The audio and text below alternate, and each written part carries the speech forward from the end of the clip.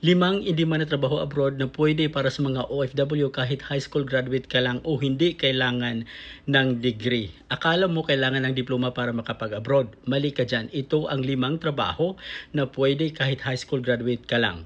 Una, cleaner, janitor. Maaaring mag-apply sa Middle East, Japan at Europa. Pangalawa, factory workers. Maaaring mag-apply sa Taiwan, Japan, South Korea at Poland. Pangatlo, domestic worker, caregiver. Maaaring mag-apply sa Hong Kong, Singapore at Cyprus. Pangapat, kitchen helper, waiter o barista. Hindi man ito sa UAE, Saudi Arabia at Qatar at marami pang iba.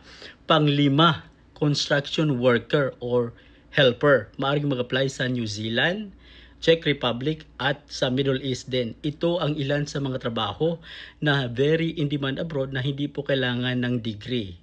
Sila ay tumatanggap kahit wala kang degree o kahit high school graduate ka lang. Maraming salamat po. Paki-like at paki-share sa ating channel.